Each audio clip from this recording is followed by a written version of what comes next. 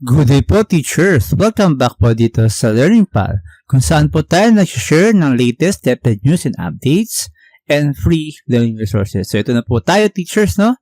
Ang tanong po ng marami, no? Bakit po may tax ang ating SRI o ang Service Recognition Incentive?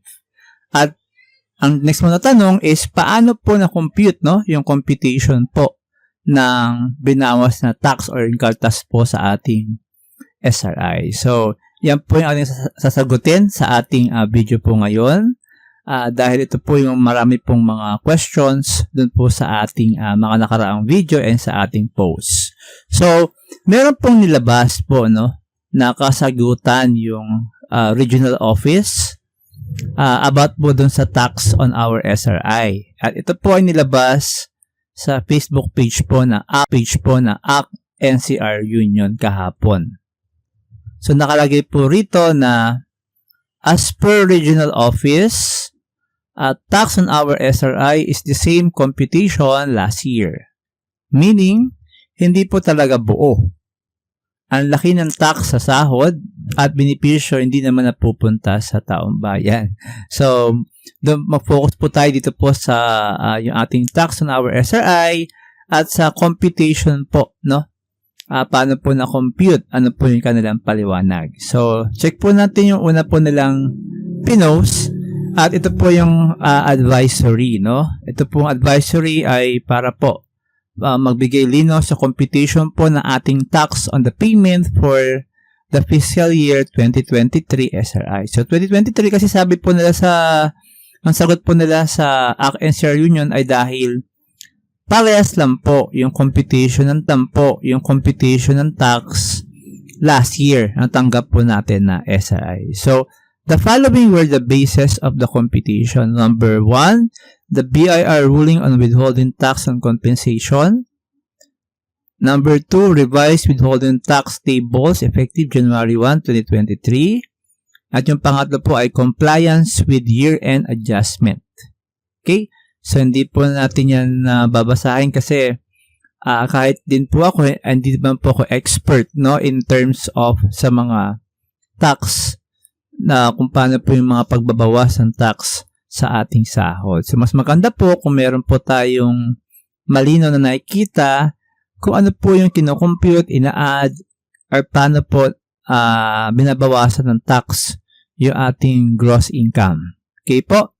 So, next po na post is ito po yung sample na binigay po nila last year, yung basera po last year. Annual income tax table January 1, 2023 onwards dahil nga po base yung computation this year, last year, kaya po 2023. So, mapapansin po natin dito na range of taxable income not over 250,000, alam po naman natin na wala pong tax. But, over 250,000, meron na pong nilalagay na tax po, no? So, meron pong different rate po, no? Kung saan po kabilang yung range ng ating salary. So, habang tumataas po, tumataas din po yung tax na kinukuha po sa atin. So, ito rin po yung formula kung paano po yung annualized withholding tax. Okay? So, we have the gross benefits and then yung mga taxable compensation income. Okay?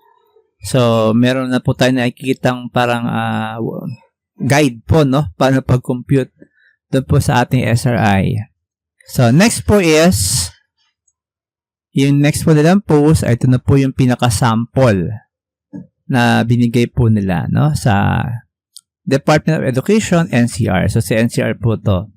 So, Annex 3, sample number 1, Teacher 3. Ang basic salary po is 31,320. And then, yan po, no, gross income. Ito po yung sahod natin for the 1 year. 422,160 pesos. And then, naging risk po yan after the SRI, no?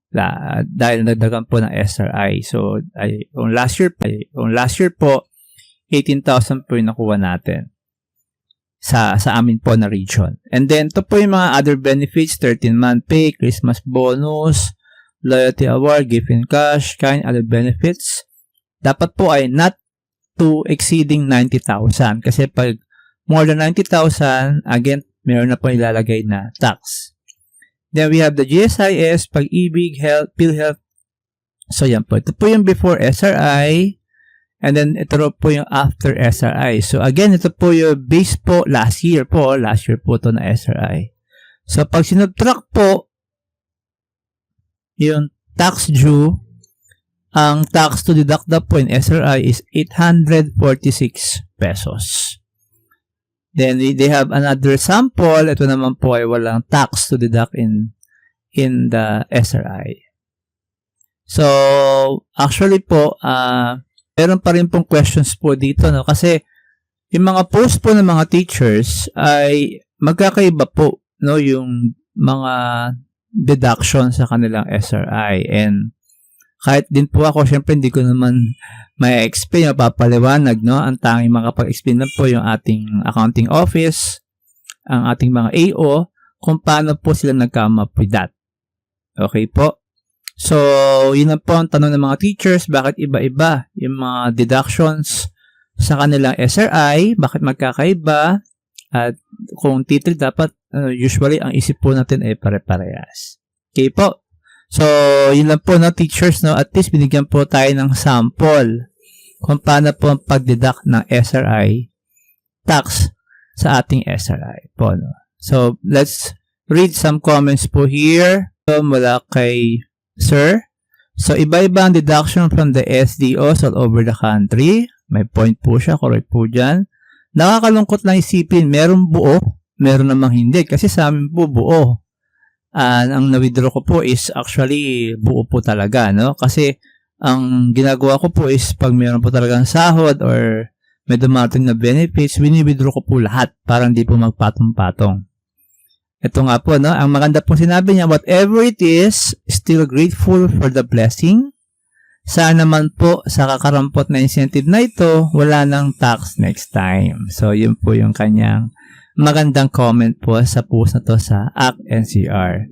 So, yun lang po teachers, no? So, binigyan po tayo ng sample for competition. So, kung meron pa rin po tayo mga questions, siguro ang makakasagot po niyan yung ating AO or sa ating accounting office. So, yun lang po muna. And Merry Christmas po. So, yun lang po muna. And Merry Christmas po sa ating lahat, teachers, mga non-teaching, other government employees, at manigong bagong taon po, no, sa ating lahat. And don't forget to subscribe and hit that notification bell and paki-like na po itong ating video. At maraming salamat po sa inyong pagtangkilik. Yun na po.